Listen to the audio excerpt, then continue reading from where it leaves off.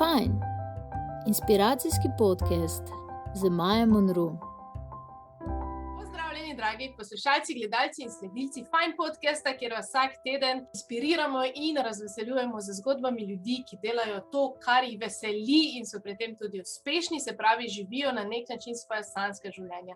In danes je z mano prav poseben gost, matematik, če mene vprašaš, vrhunski inštruktor matematike, ampak tudi igralec. Se pravi, inštruktor matematike, ki je postal igralec. Dejan Kikec, pozdravljen.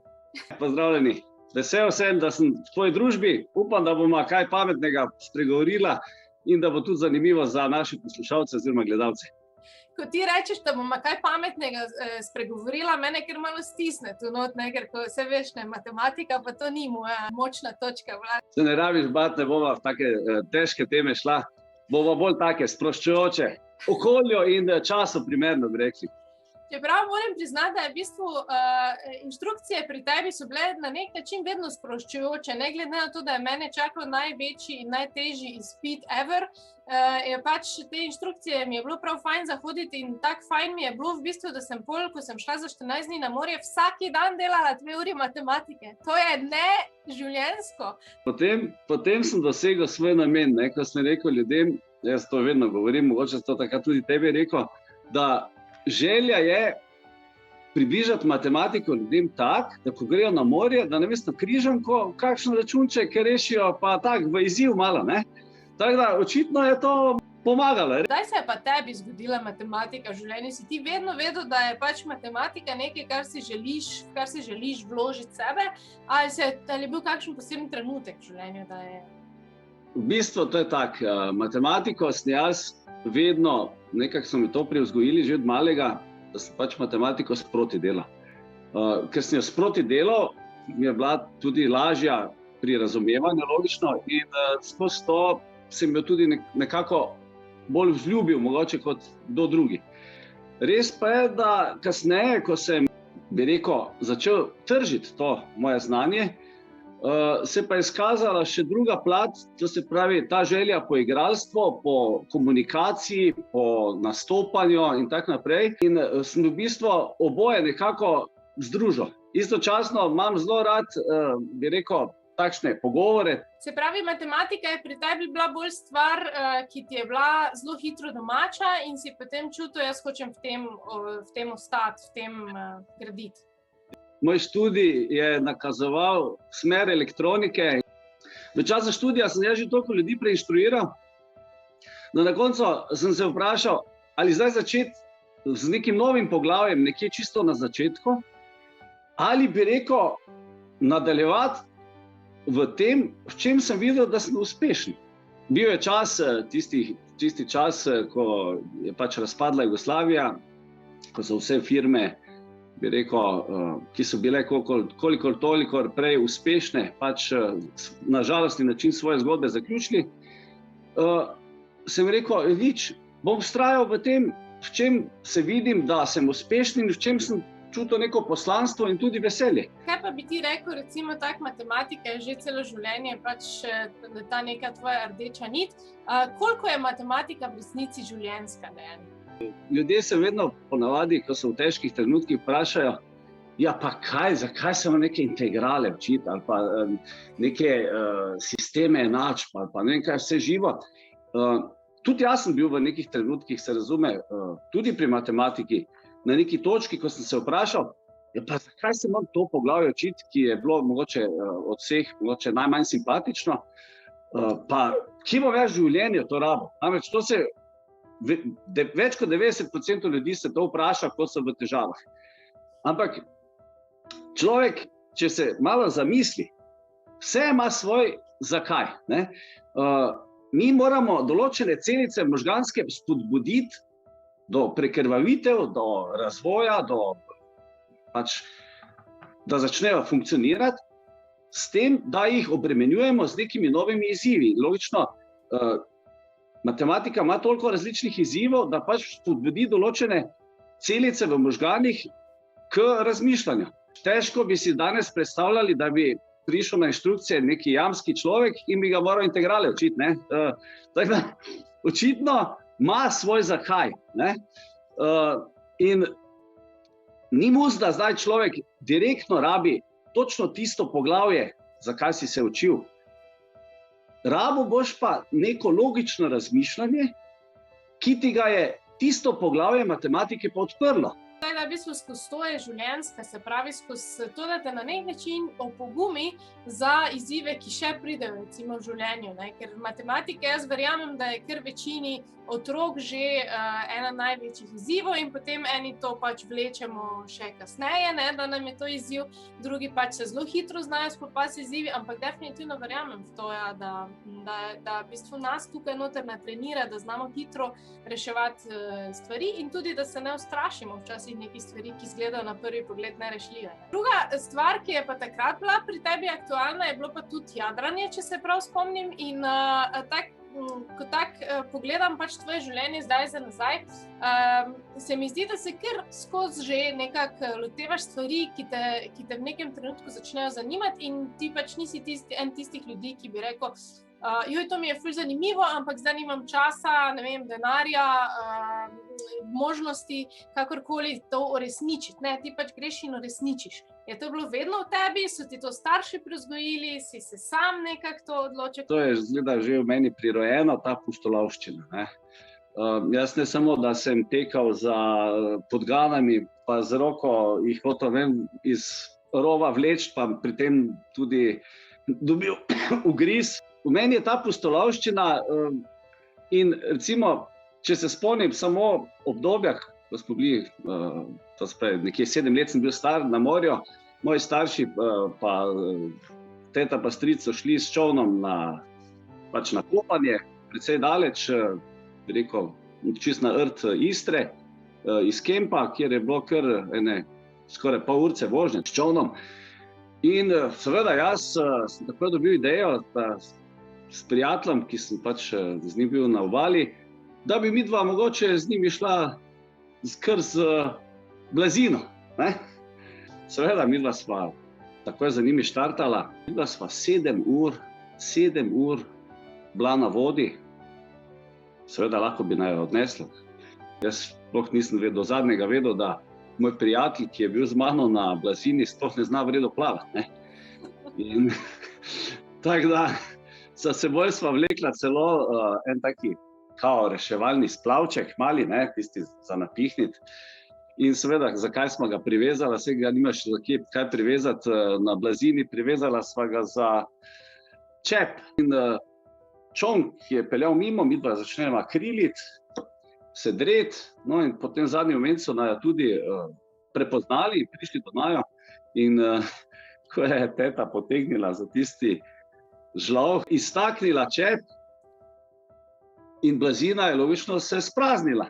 In jaz sem splaval, moj prijatelj pa se začel dreti, mamica, pomagaj, ne znam plavati. Ne? In seveda je nastala panika. Se je srečno končalo, ampak hočem povedati, zaradi take nepremišljenosti otrok, pustolovščine, bi se lahko tudi zadeva tragično končala. Ampak te ni do danes ustavilo pač neke te pomisleki, kaj pa, če bi se zgodilo kaj slabega, ne? Ja, to je res. Dajva mogoče reči to, kar si mi pred časom zaupal. Lani, se pravi, si se v tem duhu avanturističnem podal na Kilimandžaro. 5800 pa še nekaj. 5800 metrov si se odločil, da greš. In kaj se je zgodilo v bistvu? Pač ta pustolovščina, ki me vleče, sem hotel pač osvojiti nek vrh vsaj ene celine. Ne? Ampak do 4000 metrov je vse lepo potekalo. V bistvu je pa se zgodilo to, da sem očitno preforsiral samega sebe. Lotila se me je višinska bolezen v tej meri, da sem bil popolnoma brez moči, slabost je bila na vrhuncu, glavobol. Pravzaprav kot en težek simptom gripe, bi jaz lahko rekel tudi, ko te vse boli, ko nič ne moraš, dobesedno. Še dobro, da ni bil cajt korone že tako intenzivno. Ja. Bi tako mislil, da imaš korono.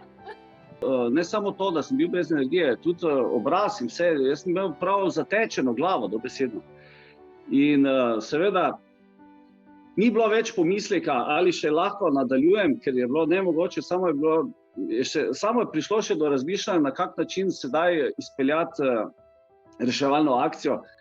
Moram priznati, da hvala Bogu, da so mi lahko res še na tisti točki, torej na teh 4000 metrih, še uspešno priskočili na pomoč, malo pod 4000 metrov z vojaškim, rangerskim takšnim vozilom. Seveda, kako sem se pa spustil nekih določenih, mislim, da je okrog 1000 metrov višine, so pa simptomi začeli hitro izginevati.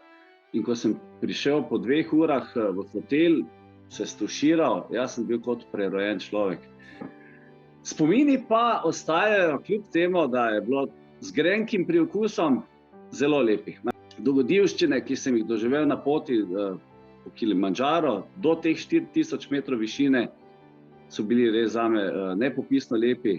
Če bi me še nekdo vprašal, če bi bilo vredno vse to ponoviti, bi rekel, je bilo vredno. Vse to se mi zdi, če je na koncu vse ok, zakaj bi v bistvu napihoval tisti trenutek šibkosti, ki se je mogoče vmes zgodil. Kjerkoli v življenju se mi zdi, če se nam zgodi nekaj slabega na poti naprej in je pol vse ok, se vse uredi, zakaj bi to obrnil kot nekaj, pa se mi je to zgodilo, zdaj pa rajši nikoli več. Zdaj sem se spomnil, ko si prej omenila to jadranje. Namreč tudi glede jadranja sem jaz imel nekoč velike želje. Namreč mene je zelo navdušil Šterk pa Mušič s to potjo okrog sveta. In takrat sem se jaz loteval izgradnje jadrnice z namenom, da bi tudi nekoč morda uspel obpluti to našo zemljo. Zato sem pač načrtoval eno tako plovbo iz Pule do Krfa, kar po sredini Jadrana, tudi v takšnih vetrovnih razmerah. Hotel sem izkušnje pridobiti in ta plovba mi je hitro dala vedeti, namreč kljub temu, da je bila ob meni punca, sem, bi rekel, bil cel čas za krmilom sam in tistih 58 ur neprekinjene plovbe, kjer sem moral neprekinjeno, brez spanja, voziti v res težkih razmerah morja, od Palagruže do Krfa, kjer drugega ne vidiš, kot samo morje. To je bilo za mene toliko mučno, toliko naporno, da sem takrat idejo o plovbi okrog sveta opustil. Ker sem si rekel, jaz uživanja v tem, da vidim samo vodo, morje okrog, ne vidim, in da bom zdaj toliko dni jaz jadral, pa samo to modrino gledal, raje se odpravim z letalom nekam, pa si tam ogledam te krasote sveta. Je pomembneje, se mi zdi ravno, da se tudi, če se lotimo takih nečloveških naporov ali pa izzivov, da je na koncu vseeno razlog v tem, da smo se imeli fajn, da smo v bistvu uživali. Vidiš, točno to. Res je, da ko si ponavadi nekaj zadanem, da hočem to uresničiti. Ampak ne grem pa nikoli preko svojega prepričanja, če vidim, da jaz več v tem ne uživam. To se pravi, ko jaz vidim, da ena stvar mene več ne veseli, ampak ne bom jo zdaj hotel na vrat na nos uresničiti, samo zaradi tega, ker sem si to zadal. Če enkrat v tem več ne vidim izziva oziroma veselja, bom raje odnehal. Kljub temu, da bi mi bilo veselje ta Kilimandžaro preplezati oziroma se povzpeti na sam vrh, sem to idejo opustil. Jaz sem prišel do točke, do kjer je bilo res lepo, teh 4000 metrov je bilo res krasna narava. Verjetno dalje tudi ne bi več nekih velikih izzivov videl v tistih skalah pa snegu. Tako da, jaz mislim, da sem svoje poslanstvo nekje izpolnil in me več nekako ne vleče, da bi šel na sam vrh, da bi rekel, zdaj bom pa ponovil to, zaradi tega, ker pač nisem uspel priti na vrh. veš, koliko je to pomembno spoznanje, ne? To pa mislim, da še ni noben povedal na mojem podcastu ali pa na splošno, ampak se mi zdi, koliko je to močno spoznanje, ker smo družba, smo vzgojeni v to, se veš, tudi skozi, ne vem, sisteme, v katerih smo, moramo vedno dokončati, če ne dokončaš, si slabič, če ne spelješ stvari do konca, si lenuk, si, ne? Se pravi, skozi imamo to, da tudi, če nam ni več fajn, glej, zdaj sem se poročila, zdaj moram biti do konca življenja z njim, ne? Ker ne, čeprav mi ni fajn ali pa ne vem, karkoli drugega, dala sem čisto življenjski primer, ker je pač ista fora vzadaj, ne. In to, da si v bistvu daš perspektivo oziroma da cilj ni toliko iz kljukica, ampak da se imam jaz fajn pri tem, kar sem si izbral, da se bom lotil, se mi zdi pa res revolucionarno odkritje danes s tabo tukaj. No, ampak dajva se še zdaj tega kontrasta dotakniti pri tebi iz matematike v igro. Jaz se spomnim, ko si ti meni napisal, ne vem, koliko je zdaj že sigurno, ne vem, več kot 5 let nazaj. Jaz bom pa zdaj postal igralec, oziroma zdaj sem vrgel pa v igralske vode in sem bila jaz tak, čakaj, Dejan, to je Dejan, inštruktor matematike, kaj? In daj mi malo to povej, kaj je bilo, si vedno hotel, pa si se takrat opogumil, ali je takrat prišlo, pa si rekel, to moram zagrabiti, ker vem, da ti je kar steklo, ker naenkrat si se začel pojavljati v oglasih, v videih in res vidim, da uživaš v tem in povej mi malo, kako je to prišlo v tvoj life? Ideja po igralstvu izvira zame že nekje iz osnovne šole. Res pa je, da nikoli nisem prišel nekje zraven, ne? Da bi lahko se nekako navzven bolj pokazal. Vem, da strašno so me veselili vedno nastopi v šolskih raznih prireditvah, kjer sem najbolj užival logično v komičnih vlogah, kakšnih skečih in tak naprej. Ponovadi so toliko radi gledali te skeče, tudi profesori, učitelji in tak naprej, da že ko so vedeli, da bom nastopil, so hoteli pri svoji uri, predno je prišlo do tiste sploh proslave, ne vem, nekega dogodka, so hoteli pri njihovih urah, da jaz že skeč odigram. Res sem takrat že začutil to veselje in to radost do tega. Potem sem se pa oddaljil s tem, ker sem se pač vpisal na srednjo tehnično, elektrotehnično šolo in sem izgubil stik s tem. Res pa je, da sem tik predno sem šel v vojsko, prišel v stik s filmom. Zanimiva zgodba je ta, na kak način sem sploh prišel v film, namreč po ulicah se je snemal film Kavarna storja, celovečerec takrat. Nekega lepega dne, to je bila ena sobota, dopoldan, pa pri nas v drugem nadstropju v bloku pozvoni. Grem, odprem vrata in koga zagledam?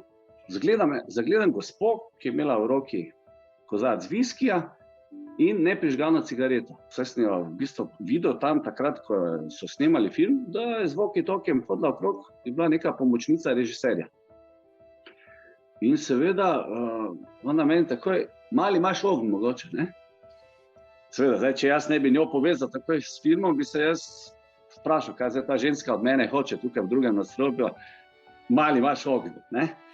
In sem šel, seveda je prižgal cigareto, ona potegne, reče, mali, imaš ti zvečer kaj časa, ne? Rekel, ja, seveda imam, ne?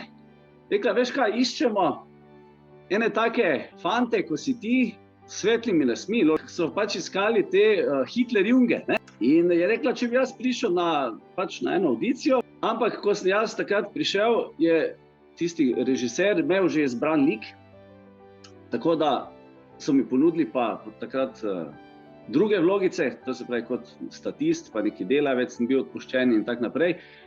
Sem imel kar en par takih vlogic, tako sem v bistvu nekje skoraj mesec dni hodil na snemanje in moram priznati, da v tistem času, ne samo, da sem neizmerno užival v tem, da sem pač prišel enkrat končno v stik s filmom, da se je dalo takrat v tistem času tudi zelo lepo okrog tega zaslužiti.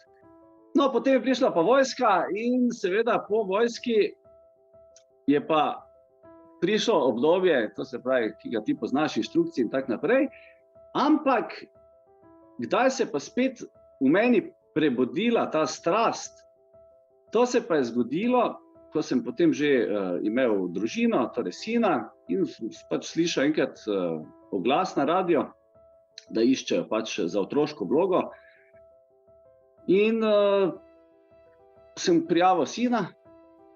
Seveda, ko sem šel tja, so me pa vprašali tudi, če bi jaz morda tudi kot kakšen statist ali kaj takšnega probal. Ta želja po igralstvu, to je že od nekdaj v meni in tako da so mi takrat dali možnost, da sem kot ena mala vlogica je bila, kot en odpuščen delavec zraven Bojana Emeršiča in je bila taka simpatična vlogica, sicer kratka ali sladka, bi rekli. To je bila otvoritev, bi rekli, po dolgih letih, da je mene spet zamikalo. No in po tistem sem se začel zanimati za razne audicije, castinge in tako naprej. In na široko pa se mi odprla vrata, ko sem dobil eno vlogo v takratni prvi reklami, ki sem jo uspel posneti, Telekomovi, v vlogi očeta. In od takrat dalje pa je šlo samo še navzgor. Sem posnel okrog 28 reklam v teh manj kot 5 letih, lahko rečem. En kup kratkih vlogic v raznih filmih, zadnje čase pa vedno več vlogic tudi že z glavnimi vlogami in tak naprej. Najbolj si v čast štejem tale film Onkraj Poljan, ki je v sklopu Tihih večerov, kjer sem odigral glavni lik Franca Ksavera Meška, torej pisatelja. In moram priznati, da res to je trenutno moj vrhunec, ne samo zato, ker sem neizmerno užival, dobil sem tudi eno nagrado za igralski dosežek v Georgiji, Roswellu. In mislim, da je to, če človek s strastjo nekaj počne, ena taka mala stvarca, ki jo dobiš, se mi zdi, da ti res, da te osreči v življenju in da to je res en pečat, ki ti pusti res eno radost v srcu. Dejan, jaz mislim, da lahko s tem zaključimo današnji podcast. Jaz sem toliko srečna za tebe in za vsakega, ki sledi in si dovoli pač sledi tej strasti. Glej, ti si od otroštva si jo nosil in vedno je bila v bistvu tu, čakala te je. Ti si mogel v bistvu samo zagrabiti ali pa si dovoliti ali pa ne. Tista priložnost, ki se je pojavila, veš, bi ti tudi lahko rekel, joj, nimam časa ali pa joj, danes pa ne bi, ampak si zagrabil, skozi si bil, v bistvu si bil skozi v stiku. In to je tisto, kar želimo tudi ljudem sporočiti, dragi poslušalci. Verjemite v tiste stvari, ki jih nosite v srcu že od vedno, čakajo vas cel čas že, da jih zagrabite in da jih zaživite. S tem, ko zaživite najbolj srčne stvari, zaživite sami sebe. Dejan, hvala ti, želim ti vse dobro. Verjemite, življenje je prekratko za neuresničene sanje. Dajte jih uresničiti danes in ne čakajte jutri, ker bo morda prepozno. Hvala, adijo. Čau, adijo. Če ste se imeli fajn in želite še več inspirativnih podcastov, se ne pozabite naročiti na naš YouTube kanal, lajkati našo Facebook stran in slediti Fajn zgodbi na Instagramu. Bodite fajn, vsak trenutek v dnevu.